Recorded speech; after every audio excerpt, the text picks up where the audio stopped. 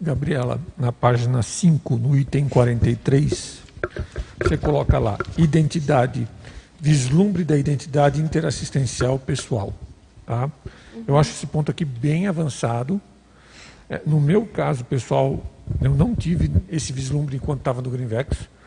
Eu só tive esse vislumbre, para ser mais franco, depois de 20 anos de consciência terapia. Tá? Okay? Talvez, não que eu não tivesse com a identidade até funcionando, mas a autocognição a respeito dessa identidade só tive há bem pouco tempo. Ok? Então eu queria que você falasse um pouquinho a respeito desse vislumbre da identidade que eu achei bem avançado. Isso foi algo até que a gente conseguiu trabalhar durante esse congresso de inversão existencial que a gente realizou. Teve uma atividade onde foi proposto que a gente ali elencasse uma especialidade proexológica, né, uma identidade interassistencial e assinasse. Então, ficou registrado na folha, registrado em vídeo. E o Greenvex, assim, a gente pode pensar que o Greenvex ele amadureceu muito ao longo do tempo, né, Ivo? Os primeiros Greenvex tinham ali um nível de trabalho, né, que era o possível na época, mas hoje, com 30 anos de Greenvex, a gente já pode esperar mais, exigir mais dos Greenvex, dos inversores. Então, eu acho que esse vislumbre da identidade interassistencial pessoal, por mais que não seja algo, às vezes, certo para o resto da vida, a pessoa já consegue no Greenvex, a partir ali de um aprofundamento que, no meu entendimento, é avançado, ela já consegue ter uma noção, né, por onde mais ou menos que deve ser essa identidade interassistencial, né? Isso pode ser qualificar, você falou aí de consciencioterapia, né, ou de outras ferramentas de autopesquisa e autoconhecimento, também vão ser muito úteis nessa identificação. Mas no Greenvex, eu acho que com os trabalhos que a gente já vem realizando, né, isso já é possível, a pessoa ter pelo menos uma noção, assim, um vislumbre de qual que é a identidade interassistencial. Bom, quem é agora? Agora é o Salé. Se eu puder fazer um comentário em cima até dessa questão, eu acho que isso que a Gabi trouxe, ele é importante até, por exemplo, pegando aqui o item 21 da listagem, que você traz a questão do processo do levantamento de hipóteses, né? Então, qual que seria essa progressão do levantamento de hipóteses sobre essa identidade interassistencial para você vislumbrar uma com uma coisa mais alinhada ali, né? Uma coisa que a gente estuda dentro do próprio Indexologia é o afunilamento, né, das suas raias, né, em torno de um megafoco. Então, você vai ali, né, se especializando, vai entendendo mais. E dentro das ferramentas do Greenvex, e principalmente dos estímulos que a gente tem aos Greenvexes hoje, né, as técnicas de maxi-planejamento, né, as técnicas mesmo que já existem da identificação de identidade interassistencial, a gente já tem mais recursos assim para começar a cutucar mesmo os inversores de uma forma mais cedo, assim, olha, e aí, temos muitas coisas dentro da conscienciologia, mas você não pode ficar pulando de galho em galho, né, que é uma coisa interessante. E esse estímulo ele vem se tornando mais presente até em função do ponto da pergunta anterior, da dispersão. Qual que é a especialidade, qual que é a linha que você pretende seguir, que você acha que a sua assistência é mais prioritária no momento que você está? Né? Seja a partir de produção tarística, seja a partir de voluntariado administrativo. Né? Eu só queria fazer esse contraponto aqui com essa construção que você propõe dentro do verbete de você levantar as hipóteses. Né? Você, olha, eu posso ir por aqui, mas tenho essa outra aqui também. Você às vezes fala, olha, dentro dessas opções que eu tenho, eu vou investir nessa. Né? Eu vejo que seria um pouco isso, assim, o vislumbre. Né? Gente, na minha época de Greenvex, isso nem passava pela minha cabeça, tá, ok? Não tinha nem noção do que era isso, tá? Naquela época, gente, vamos ser bem francos, era domar touro à unha, tá? Aí teve uma coisa que ajudou muito. Tinha muitos pepinos e muitos problemas que nos ajudaram a amadurecer. E isso foi uma coisa que eu acho que ajudou. Eu tenho muita gratidão por cada pepino, abacaxi e outras coisas que apareceram lá nessa época. Porque em Florianópolis, especificamente, tinha problema, não era só de Greenvex, envolvia uma série de outras circunstâncias. Essas situações nos ajudaram a amadurecer muito. Quando eu falo eu estou envolvendo o Alexandre Baltazar, o César Cordioli, o Werner Scheinflug, que hoje não estão conectados assim à conscienciologia, e uma série de outras pessoas. Acho que a gente conseguiu amadurecer bastante dentro desse sentido.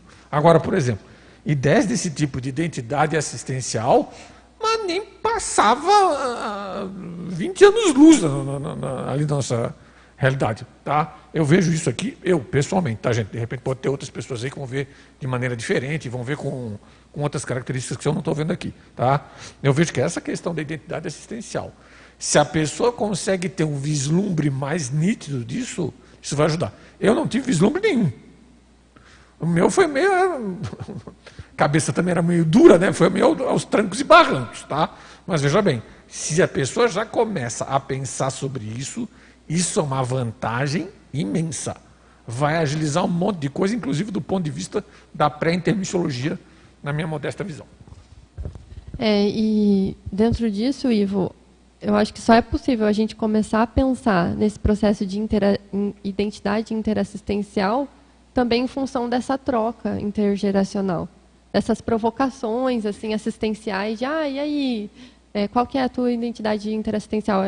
A gente foi provocado de uma forma positiva pelo Losch, que numa reunião geral do Greenvexes perguntou para todo mundo, né, qual que era a identidade interassistencial, deu um tempo para a gente pensar e agora no Congresso a gente teve essa atividade para se posicionar, assim, identificar uma linha de pesquisa e se posicionar com relação a isso. E isso dá muita força, né, porque a gente cresce muito, né, e evita esse processo de dispersão consciencial que foi falado, né, porque a gente tem muitas oportunidades. Se a gente não tem um nível de seletividade, a gente acaba perdendo tempo, inclusive com coisas que são ótimas, assim, que são muito boas. E às vezes a gente precisa dizer mais não do que sim. Mas veja bem, aí eu tenho não é bem discordância, é uma complementação. Se a pessoa começa a trabalhar e ela começa a se mexer, mesmo que ela tenha visto a identidade dela errada, a especialidade com que ela ia trabalhar, ela viu uma coisa lá, achava que era aquilo e depois deu com os burros na água, tá? Mesmo assim, é melhor fazer isso do que ficar parado. Sim, eu concordo. Tá? Mesmo assim, é melhor fazer isso do que ficar parado. Agora, se ela acertar desde o início, ótimo, já estou falando demais. Não, mas eu concordo, e é o que a gente comentou.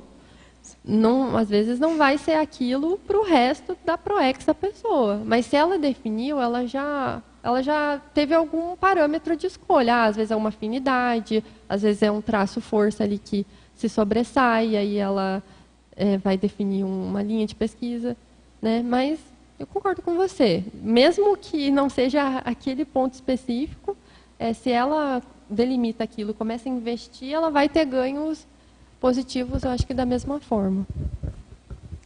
É sobre esse assunto? É sobre esse assunto. Só queria complementar que acho que a discussão é boa, porque assim, esse processo é uma das bases do próprio maxi planejamento, né, infecciológico. Tem até alguns verbetes do professor Valdo, que é autolucidez antecipada e, lógico, envolve outras coisas também. E um outro que é megafocalização precoce, né? E esse movimento de buscar ter um foco evolutivo precoce, isso daí é uma coisa que, assim, realmente, no começo da vida, devido ao processo de recuperação de cons, a pessoa não vai ter uma cosmovisão do processo. Mas ela consegue, mais ou menos, estabelecer algumas raias. Ó, eu acho que eu estou dentro dessa raia aqui, porque tem a ver com trafores, ideias inatas, motivações, grupos. E aí ela já vai estabelecendo as autoanamneses, né, dentro do maxi planejamento e traçando estratégias de GESCONs. Né? Então a GESCON é um instrumento, um dos principais instrumentos pelos quais a gente consegue aferir e avaliar essas hipóteses de trabalho, de autopesquisa. Então, por exemplo, a pessoa vai lá e estabelece uma hipótese. Eu acho que eu vou estudar esse tema aqui. Aí a pessoa coloca o tema e vamos ver, vai pesquisar e ela se coloca à prova, apresenta uma pesquisa, coloca alguma coisa nesse sentido. Às vezes a própria pesquisa já vem de uma autossuperação, alguma experiência que ela teve, e ela vê que aquilo gera uma repercussão interassistencial. O amparo muda, vem gente falar com ela que ela não esperava, gera uma repercussão totalmente diferente. E ela vai, a partir dos fatos, né, estabelecendo cada vez mais um foco mais claro ali na medida em que ela vai amadurecendo mesmo, né?